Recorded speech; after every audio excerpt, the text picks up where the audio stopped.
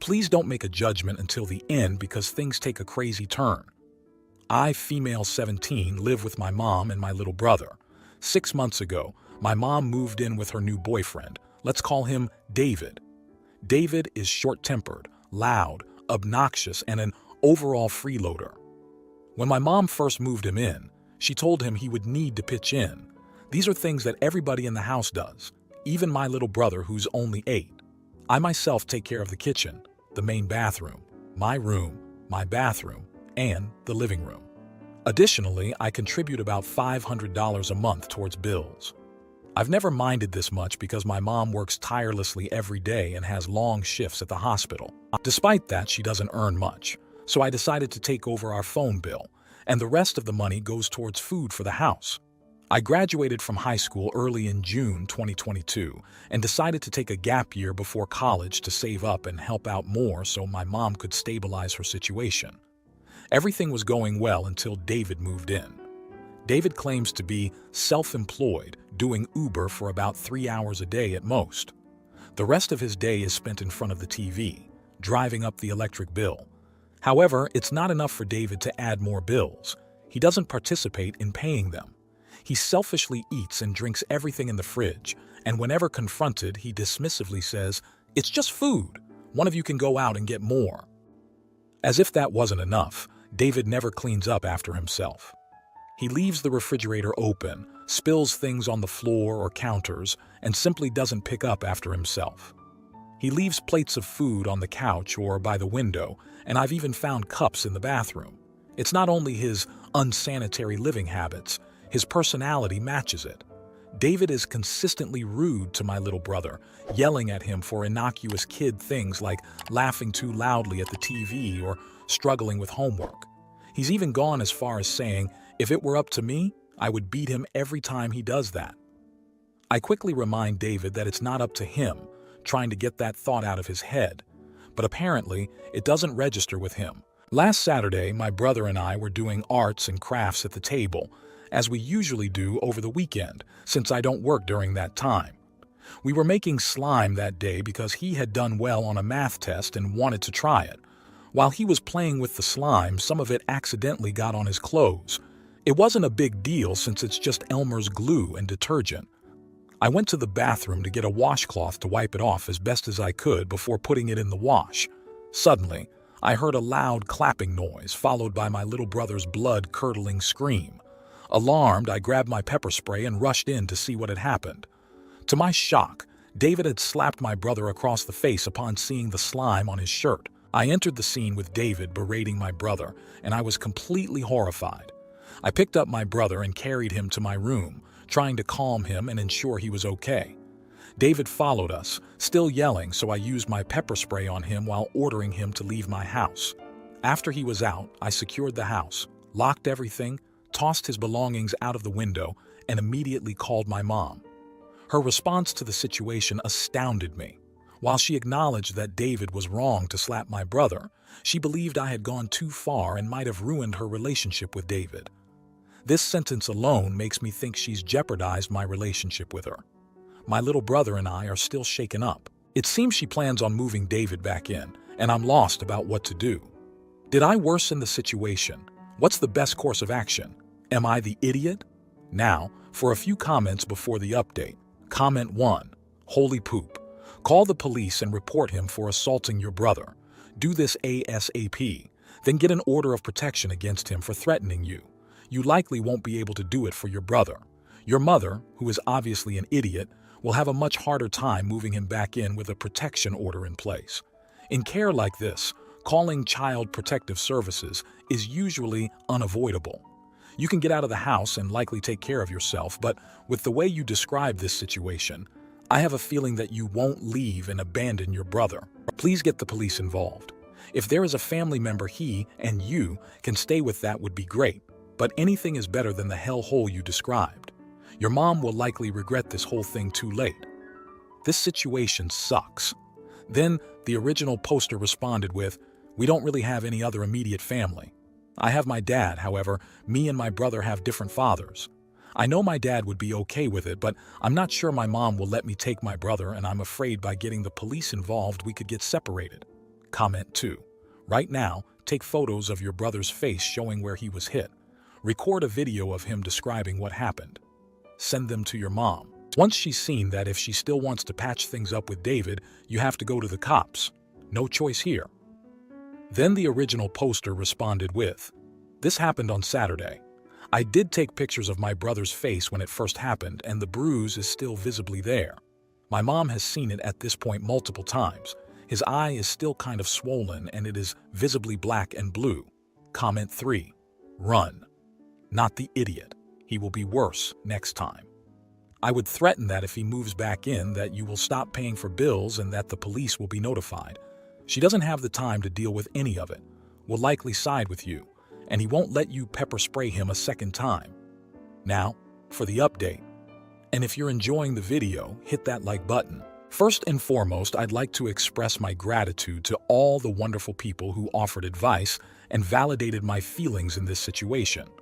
I was beginning to feel trapped and helpless, and your words mean the world to me. I'd like to address a few common questions and comments. To begin, we don't have any immediate family members to stay with.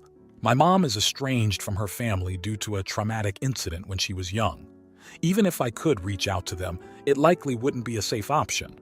My dad is the only other person, but as my brother and I have different biological fathers, resolving that legally might be more complicated. Secondly, I've received numerous inbox messages with people criticizing me for not immediately involving CPS and the police. I now understand that I should have done that right away, and I realize my initial reaction might seem selfish. However, I have first-hand experience with the system due to my mom's substance abuse issues, which led me to face mental, physical, and sexual abuse. I hesitated to involve authorities immediately because I don't want to subject my brother to that situation. Thirdly, some have asked why none of my brother's teachers noticed anything.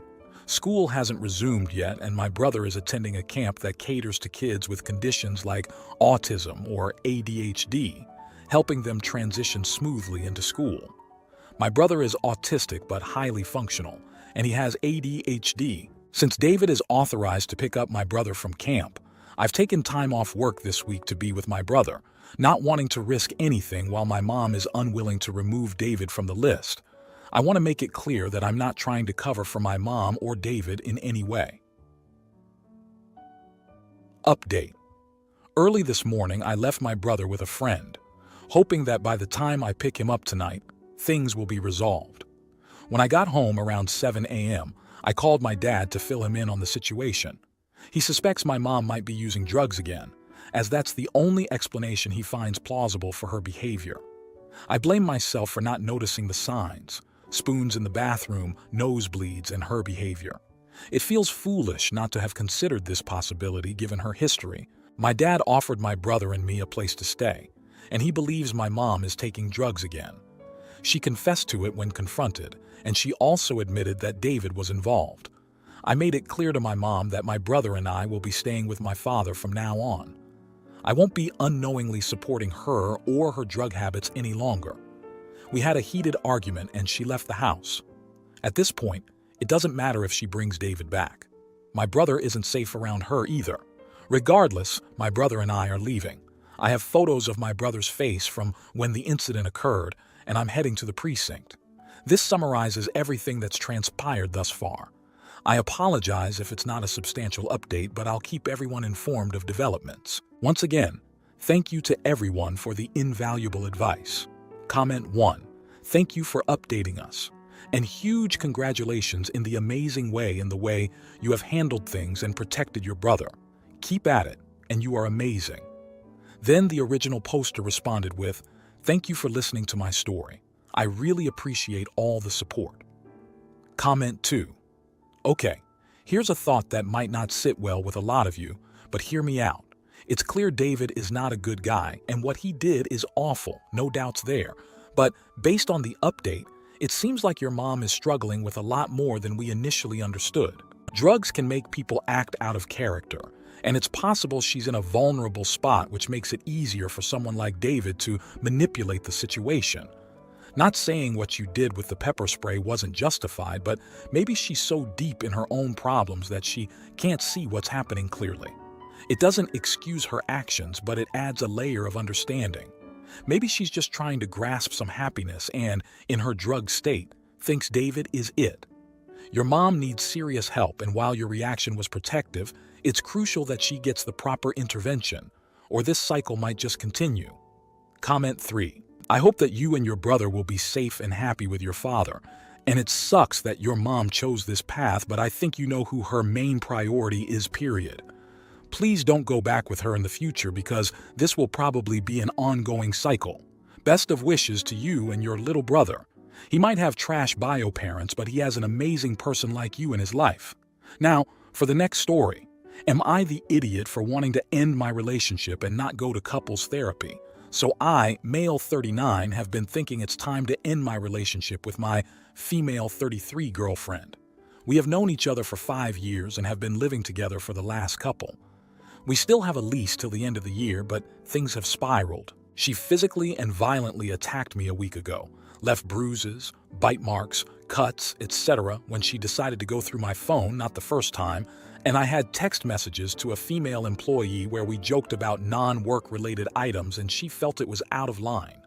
This isn't the first time she has physically hit me and I've told her it's never okay. Clearly, that hasn't changed anything. Additionally, my partner has yelled and called me names for years anytime I have a coworker or female employee, accusing me of cheating or wanting them. As someone who has been cheated on before, I've tried to explain I would never do such a thing. I'm not perfect, and I've called her names in a heated emotional state that I don't think is fair, and I have to own it. Plus, I am reluctant to go out or do much with her at times for fear of a fight. We have tried couples therapy before, and it helped for a little, but then things got worse. I'm tired. I love the life we were building and who we were together, but at this point, I don't see how you can look past the resentment, anger, and distrust. She wants couples therapy and to work on it. To promise she will never hit me again and that I should try to do more things outside our routines with her. I just don't know how you come back from being this toxic to your best friend and partner. Now, for a few comments before the update. Comment 1. Not the idiot. Don't go to therapy with her. When abusers go to therapy with their partners, they learn how to abuse them more, how to hide it, how to gaslight you even further through therapy speak. She is abusive. She doesn't love you. Love doesn't act like that. Then the original poster responded with, "Thank you. I should know better and have given advice to others and friends before. I suppose it's harder to act sometimes when it's your own life being affected." Comment 2. She hit you? Bro, run. Then the original poster responded with, "Bit my arm and hands, fingers too. Tried to choke me, but I'm a lot bigger than her. I eventually pushed her off me and she says that I broke her necklace doing so. Like, this all screams toxic. So why am I hesitating?" Comment 3. Not the idiot. Get out of there. She's abusive and you've already tried couples therapy. You owe her not a single additional second of your time. Just go. Now, for the update. Wanted to give an update to what has transpired over the last week or so since my first post. I have separated from my girlfriend as of Sunday night after she came to my work to meet the female staff member. I had asked her not to come while we were on shaky ground, but she did anyway and then didn't even ask for me and simply talked to the employee and left. After I said we needed to separate, we had a few days of calm, where it almost felt like a weight had been lifted and we could be friendly to one another. She was looking for a place for September 1st and I was helping. Then 2 nights ago, she came home, got upset about us splitting, asked if I had talked with my employee since I ended things, and I said, yes, of course she wanted to talk to me about you coming in, etc. Well, this set her off and she demanded to see my phone again. I said we were not together and it wasn't okay when we were, but showed the screen anyways to prove there was nothing. She still didn't believe me, started yelling, calling names, so I left the room. Shortly later, I get several messages from my female employee that my ex has been messaging her and calling her nonstop to never speak with me again and making threats that she will call the police if the employee doesn't stop talking to me. This maid was beyond crossing the line for me. You are now affecting my career and the job of another innocent person. I told my ex to stop. She got angrier, ran at me and started to try and slam my body and head into the bed, yelling that she knew I cheated on her, which is complete nonsense. My employee was so upset and angry, she rightfully called the police and reported the harassment. The next morning, I went to the police and local DV abuse help for men. I am in the process with them now, but my ex will be moved out tomorrow and is staying in a hotel until then. I have a mess to clean up at work and my personal life, but I know things will get better and I won't have this person hanging over me anymore. I knew I had to end things and separate, but having to face the reality and have everyone help to support and give advice really helped me to do so. Comment 1. Sounds like she needs a grippy sock vacation. That is unreal. Glad you can start to piece your life back together. Good luck. Comment 2. Not the idiot. You did the right thing by ending the relationship. Her behavior was completely unacceptable and abusive. It's unfortunate that it took such extreme actions for you to finally separate, but your safety and well-being are the top priority. It's great that you're seeking support from professionals and taking steps to move forward. Remember, you deserve to be in a healthy and respectful relationship. Stay strong and focus on rebuilding your life without the toxicity. Good luck. Comment 3. Everyone sucks here. It's clear that the relationship has become toxic and unhealthy for both of you. The physical and emotional abuse from her side is absolutely unacceptable, and you were right to want to end the relationship. However, your reluctance to fully disengage, your own name-calling during arguments, and the hesitation despite recognizing the toxicity also played a role in prolonging this situation. It's essential to take responsibility for your own actions and choices. Moving forward, both of you need to learn from this experience and work on personal growth to ensure healthier relationships in the future. If you like this video, you'll probably like these too. Also, while you're here, please consider subscribing. It's your support that keeps this channel alive and allows me to make better and longer videos. Have a great day.